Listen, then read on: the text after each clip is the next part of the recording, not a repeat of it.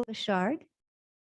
Michael and I worked together too many years ago to count with the Unitines when our children were small. And it was one of the most amazing and rich experiences of my life working with Michael. He is a source of great compassion, great love, and great insight. And I am very much looking forward to hearing what you have to say this morning, Michael. So let us welcome Michael Bechard.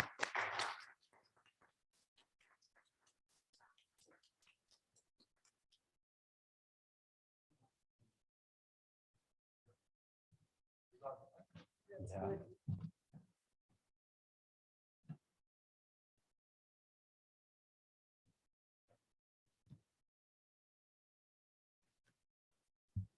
I got surprised this morning to discover we have the whatever it's called out in front now. So I trained myself to get back behind here because the people on Zoom weren't able to see us. We started walking around. So now we get to move again, but I wasn't prepared for that. So I'll just go from here today. And fortunately, you all look very, very close. So this is nice.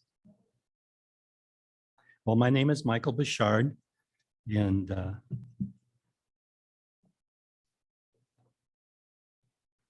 getting organized here. Okay. So today, our focus was in the book that some of us have been reading, The Power of Intent, chapters 11 and 12. And they were kind of the application of what this book is talking about. And it was how to apply it to living a stress-free life. And then also about our relationships, how to see them as divine.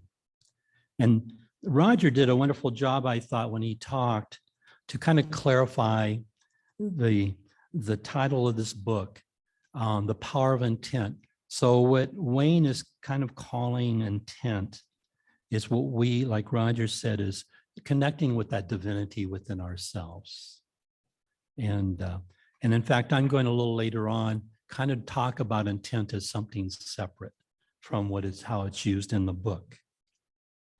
But I was a little concerned when it was about relationships, because once in a while, one of my more trying relationships is with my Google Mini. And I thought, oh my God, what hope is there for me, you know?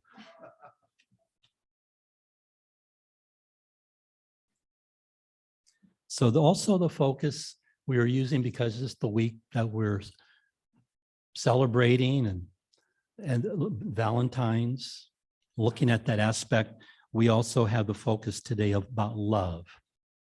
And originally when I was thinking about talking, I was thinking about, I have a feeling, I'm glad it's Valentine's this week, because I think that love is going to be the underlining strain through everything.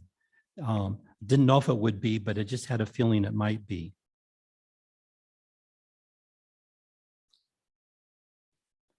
All we need is love. Love. And that's true, isn't it? That's who we are. And that's really the main focus here, is opening to that truth of who we are.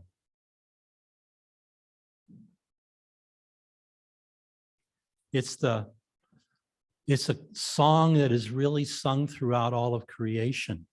It's a chord that is always vibrating in that oneness of who we are. It's that chord of love. It's our essence. It's our truth. And, you know, we've listened to what different mystics have said, and the basic thing that they're sharing with us is that God is love, and love is God, but also that we're a part of that. And so that's what we're here supporting each other. This is one of the things I think that draws us. It was real interesting when Jeff sang the song, All There Is Love. when he did it as a practice, and watching the response in this room. Now I don't know if all beings are that way, but definitely the souls get attracted here, just respond. It's, there's down inside of ourselves, there's a knowing. Even if we struggle with it in the worldly life, all of us here resonate and are drawn to that whole idea that the core of each of us, the core of every being actually on this planet, the core of every being and every religion, no matter their beliefs, no matter what kind of fears they're struggling with, the core of each is the same, for there's only one. And that's what we're here supporting each other and opening to. The key is that who we are is not outside of ourselves. It's who we are. It's that deep, deep place within us. But we're not able to access that only through the intellect. This is an area that the intellect does not know how to access. We can talk about it. We can speculate about some of these concepts. But the access is through that part of us, that heart that responds to love, the part that responds to that connection, that knows the truth of who you are. It's by opening to that. It's by opening to that divine oneness of who you are and saying, in this moment, I have no idea how to see my truth and the truth of the person before me. I need to be changed. I'm stuck in the illusion of separation. I'm stuck in the dream of fear, the dream that I'm separate from everything that there is, that I'm separate from you, that I'm separate from my needs, that I'm separate from love, that I'm separate from whatever solution is needed in a particular moment that may come into our lives, and ask us to open. Open to what? Open to that truth. Open to the oneness that you are never separate from. A oneness that is holding all of us in every nanosecond in its beingness.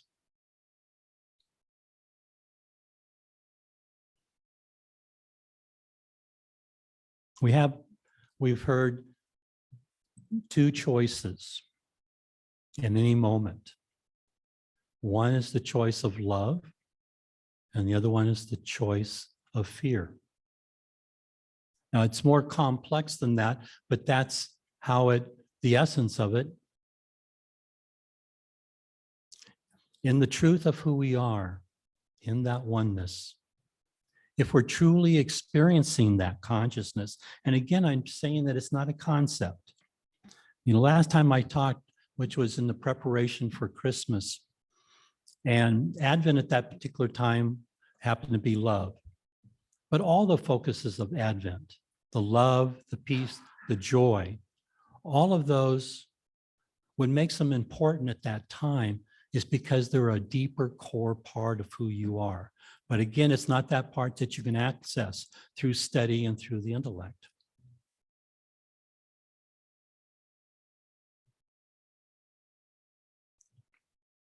So I shared an experience that I had had where I thought I was dying. I'll share a different one this time. This was one where I found myself 15 feet up in the air and I was upside down. And underneath me was cement. And I thought, uh-oh, this is it. And because when you fall, the basic thing you want to do is to try to keep your feet under you. And this one was such that I thought I was stepping onto something solid and it wasn't there. And so I'm upside down. And in that process of hitting the cement and everything and being upside down, one of the things that was given to me was all fear was lifted from me, just like the one I shared at Christmas time. It was a different experience, but the same thing happened. All fear of any kind, all concerns of any kind, all concern about what is our individuality, our self, all of that was lifted. And it was in that place of letting go, not letting go. I didn't do a thing. It was lifted from me. It was a gift. My job is to let it go. But it was a gift. And in that place, that's all there was. It wasn't love as we know it, as an emotion. It was a feeling that just permeated everything that was. And like I said last time, it was still the same world. I was still laying on the ground. Eventually, I was getting 110 stitches in my head.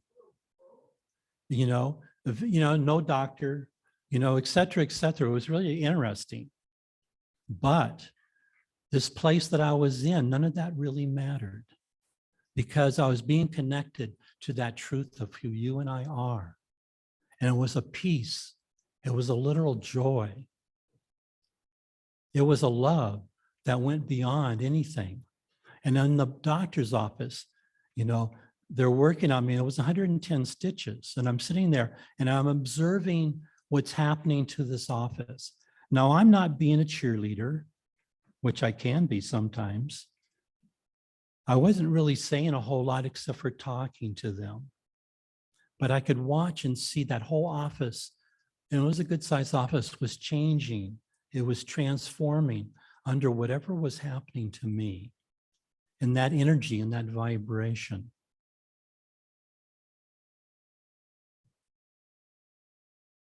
So this is our journey.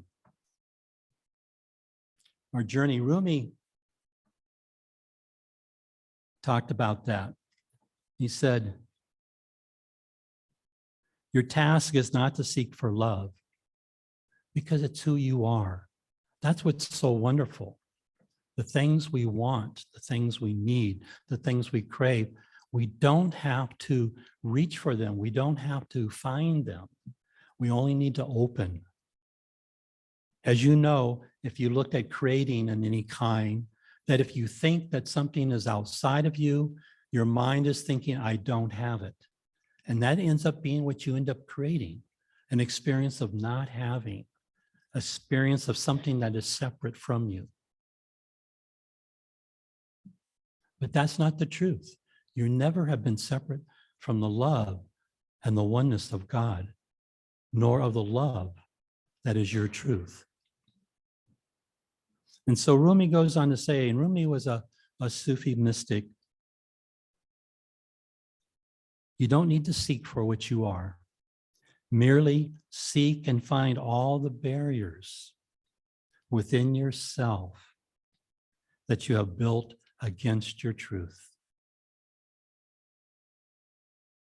And so when we talk about the two choices, and I'm going to go into intent now a little bit.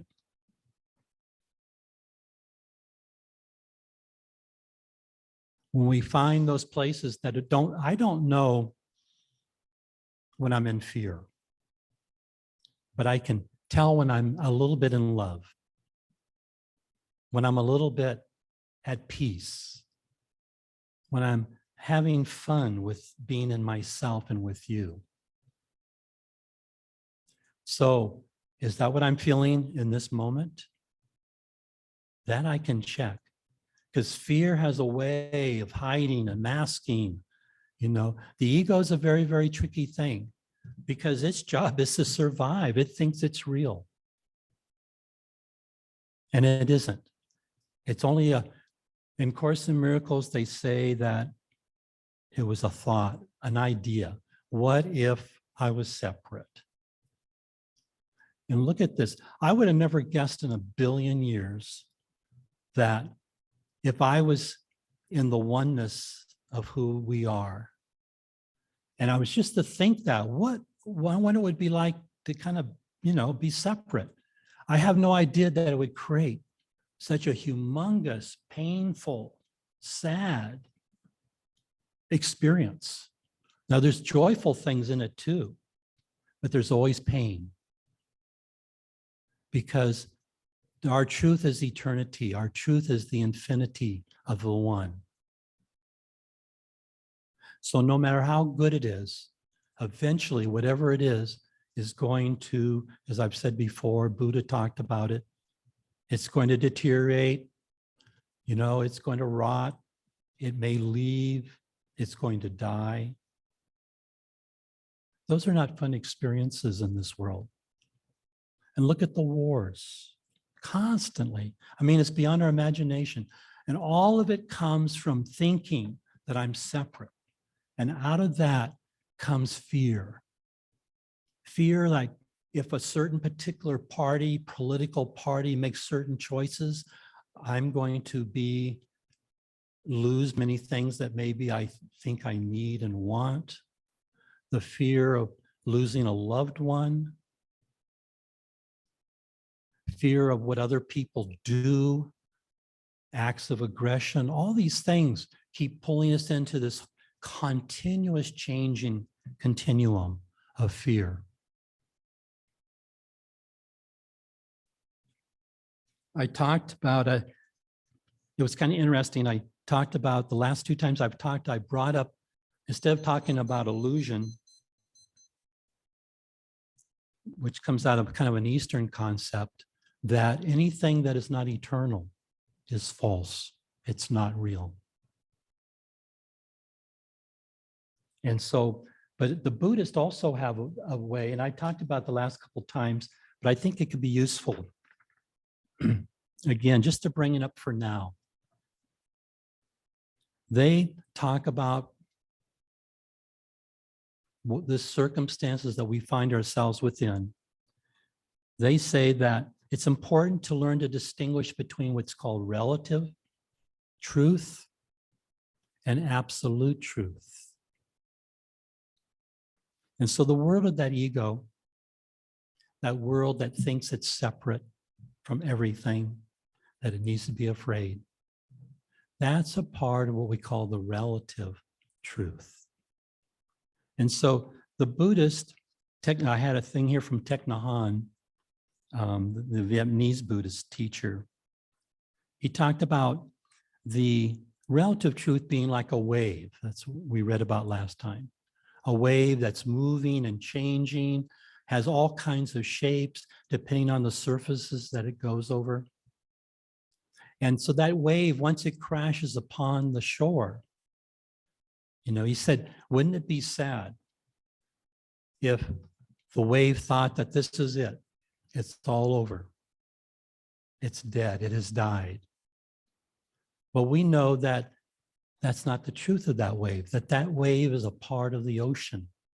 It's never going to leave that ocean. It's going to go back into that ocean. And that's what we call the absolute truth.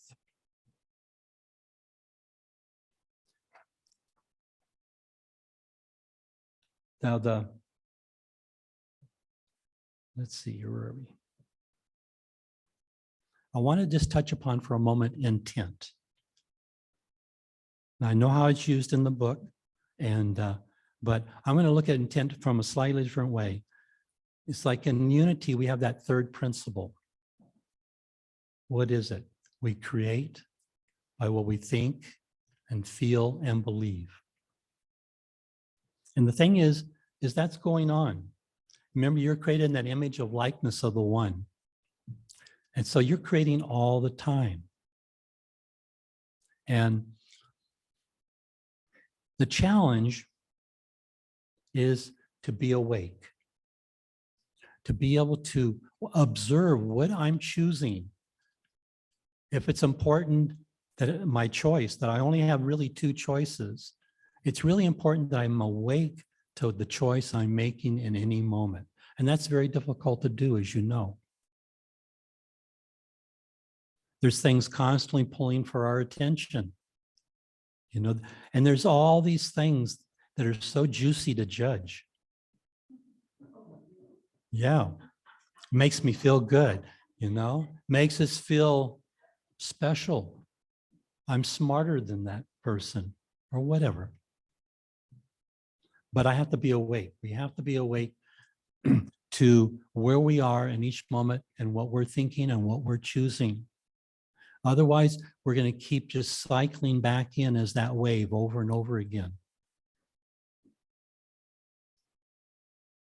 So intent, way I'm using it is just being really clear, being conscious, and being really focused on what we're wanting to choose.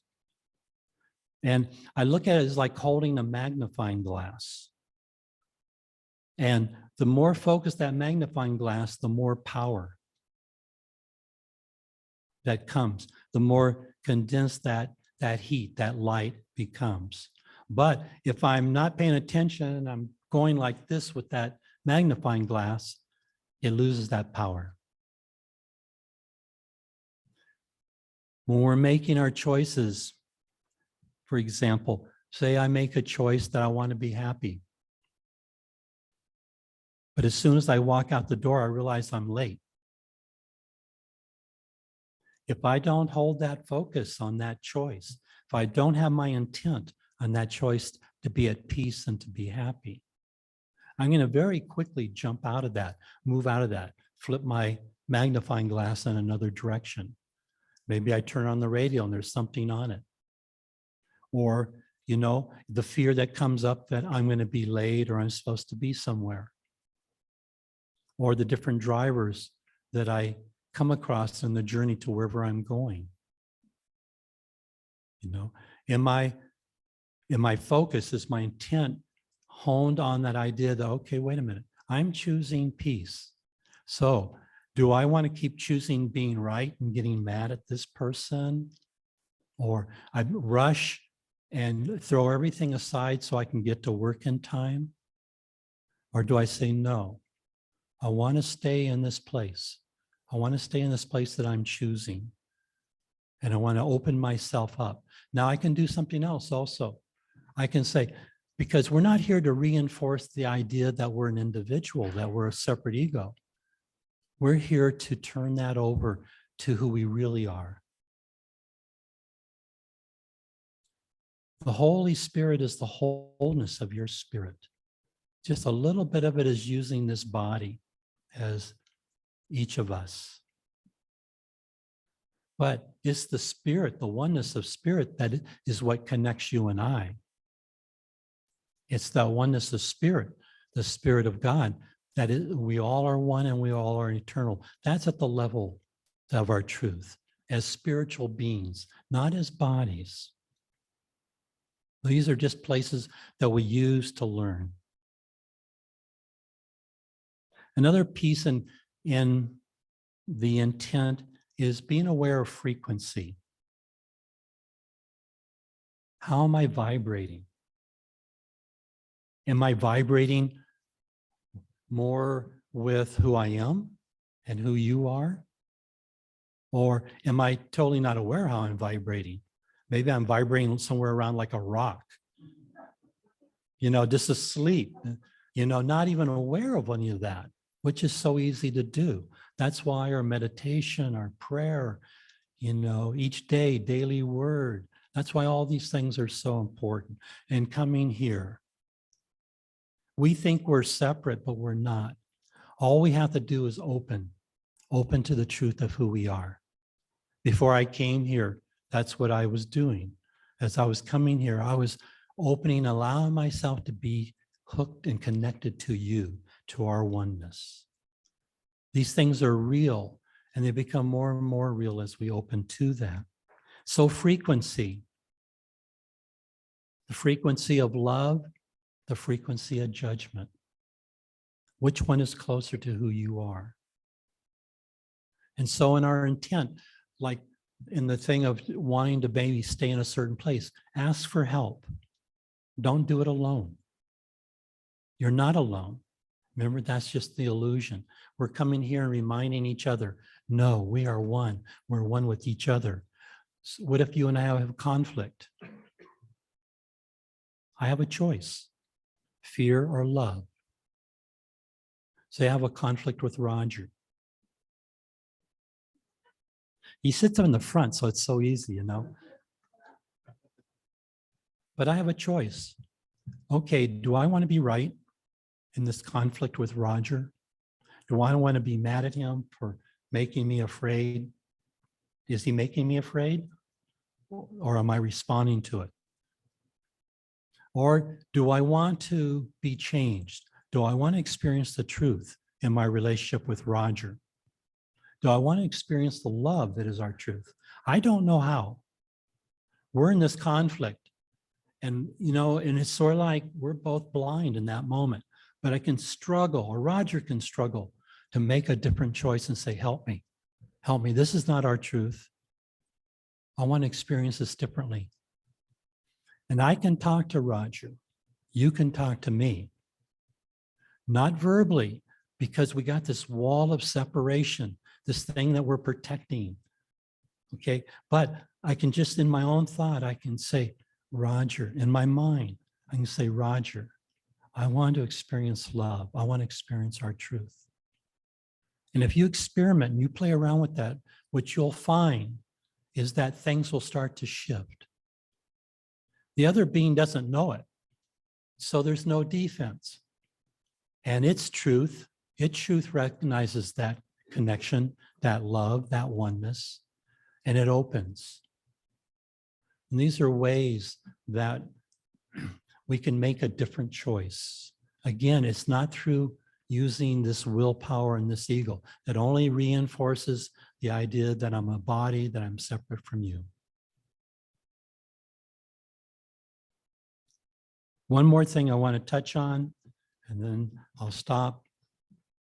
Wayne, in the book here, Wayne Dyer, he talks about this intent as being this expanding thing. You know, this thing that we call connecting to our divinity. He talks about God as being an expanding thing. And I'm not sure about that. But I don't know if I'm right either. But I'm not sure about that. And the reason why I'm not sure about that is we talked about a minute ago about the relative truth and the absolute truth. The absolute truth is one. It is. It's infinite. It's eternal. There's no beginning, no end. And this is what we're a part of. Now, the relative truth, that is a part. It's constantly creating through the belief in separation. We're constantly creating because we're like these little mini gods, but, you know, albeit mostly unconscious, as we said. But we're creating.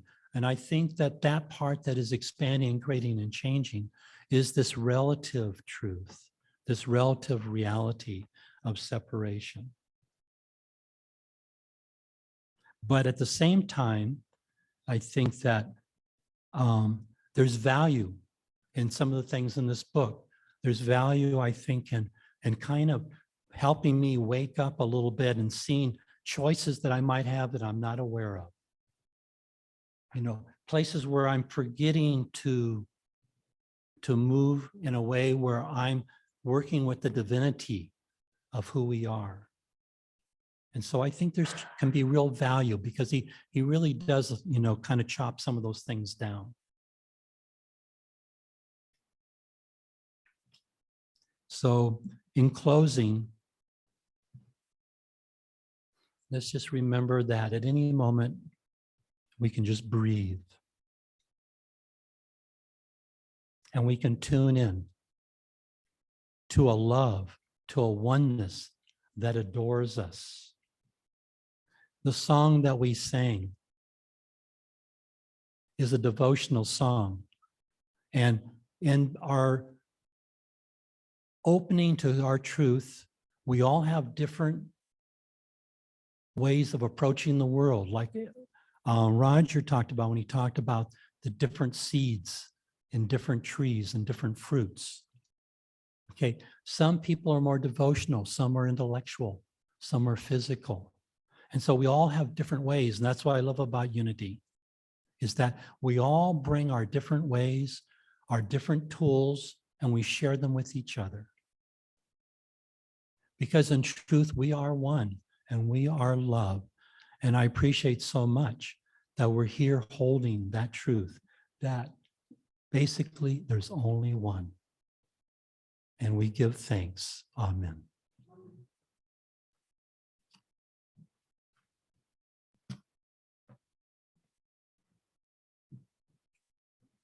So this is the time in the service when we do the prayer of protection. Oh, thank you. Oh, I'll just do it right here.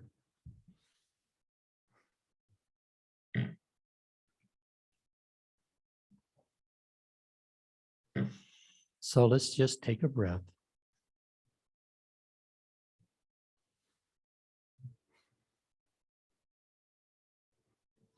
Gently breathe into that heart space.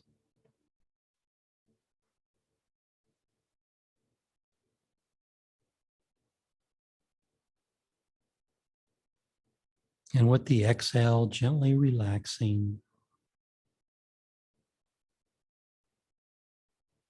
knowing that in any moment, we can just stop and we can open to the truth, to that connection with the oneness and the power and the love.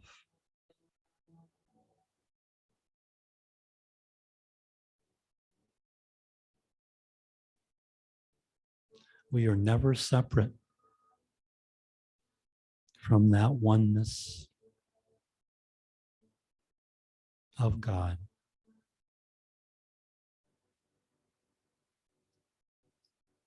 All the illusions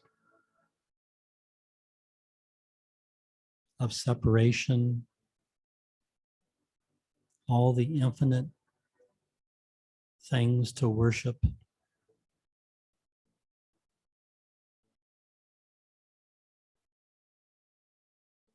all the experiences that we can go through,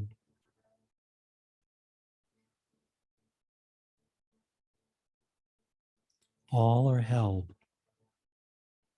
in truth. For in the mind of God, there is only the one.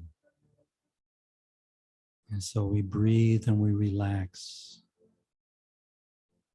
And we can gently let go of all those beliefs of separation, all those fears, all those concerns, the feelings of the need to control in order to be safe. We are always in the oneness.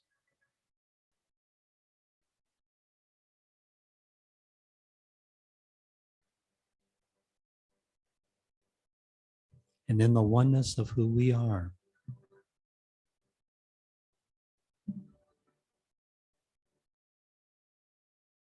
we are one with every need. We are one with the wholeness of who we are. We are one with the love and the peace and the joy.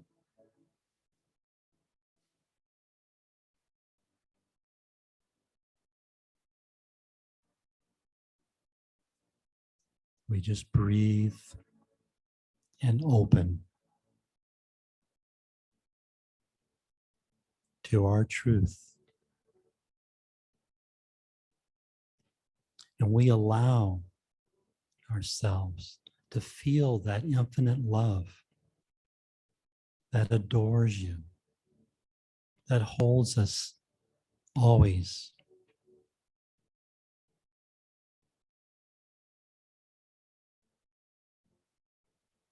For we are the Christ.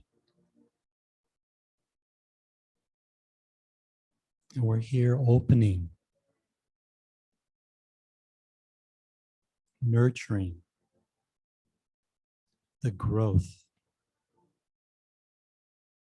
of that truth. And we relax into the oneness with everyone in this room, allowing their love, their truth to touch us, to comfort us, and to feel the joy of our oneness.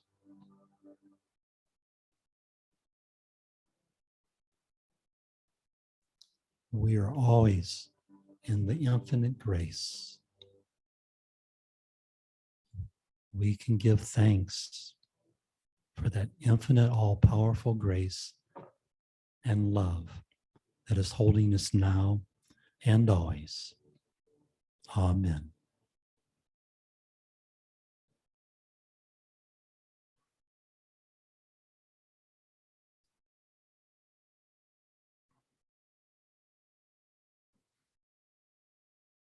And staying in that place, just allow yourself to feel the prayer of protection. The light of God surrounds us. Love of God enfolds us. The power of God protects us. And the presence of God watches over us. Wherever we are, God is, and all is well. Amen. And now you can stand. And if you're comfortable moving into a circle, you can do that. And we will sing our peace song.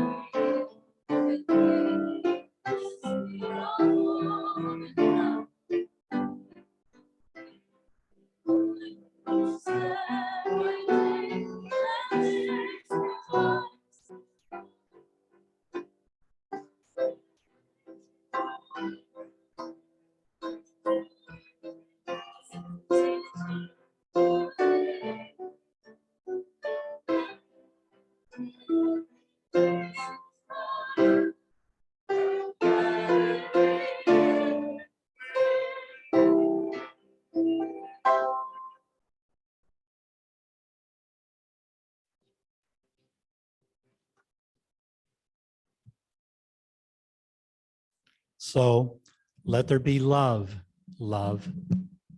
And as you do that, yes, and as you do that, remember to have fun. Thank you.